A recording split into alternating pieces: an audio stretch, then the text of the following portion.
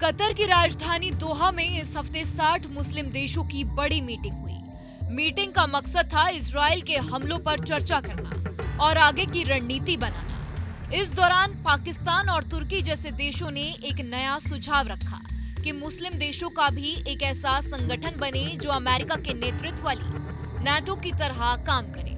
NATO में Europe और America के कई देश शामिल हैं और अगर किसी एक पर हमला होता है तो सब एक साथ मिलकर उसका जवाब देते हैं। यही विचार मुस्लिम देशों के लिए भी रखा गया कि एक ऐसा संगठन बने जो सभी को सुरक्षा की गारंटी दे।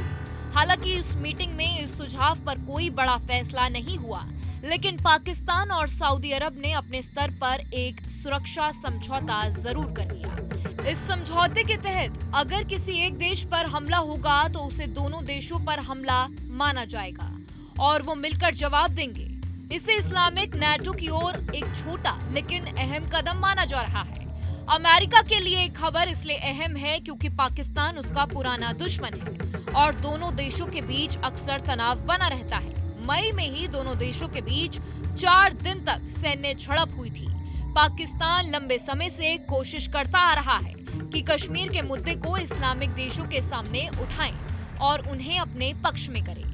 सऊदी अरब जैसे ताकतवर देश का साथ पाकर पाकिस्तान खुद को ज्यादा मजबूत दिखाना चाहता है। ये समझौता पाकिस्तान के लिए एक कूटनीतिक जीत की तरह है क्योंकि वह लंबे समय से मुस्लिम देशों में अपनी पकड़ बढ़ाना चाहता था। दिलचस्प बात यह है कि सऊदी अरब ने इस समझौते के बावजूद भारत के साथ रिश्तों को मजबूत रखने की बात कही। सऊदी अधिकारियों ने साफ कहा है कि भारत के साथ हमारे संबंध मजबूत और पुराने हैं और अच्छे हैं। हम क्षेत्र में शांति और स्थिरता के लिए भारत के साथ मिलकर काम करते रहेंगे। इसका मतलब यह है कि सऊदी अरब पाकिस्तान को समर्थन दे रहा है, लेकिन भारत से अपने रिश्ते खराब नहीं करना चाहता है। रक्षा सहयोग के मामले में पाकिस्तान और सऊदी अरब के रिश्ते पहले से ही गहरे हैं। दोनों के बीच रक्षा समझौता चलता आ रहा है। पाकिस्तान की सेना ने अब तक सऊदी अरब के 8,200 सैनिकों को ट्रेनिंग दी है। माना जा रहा है कि आने वाले समय में मुस्लिम देश भी ऐसे समझौते कर सकते हैं। इजराइल के खिलाफ मुस्लिम देशों की एकजुटता की मांग लंबे समय से उठती रही है, लेकिन अब तक सारे देश एकजुट नहीं हो पाए हैं। ये समझौता उस दिशा में छोटा लेकिन महत्वपूर्ण कदम है। अब ये देखना होगा कि क्या वाकई मुस्लिम देश मिलकर एक बड़ा संगठन बनाते हैं या ये समझौता सिर्फ पाकिस्तान और सऊदी अरब तक सीमित रह जाता है।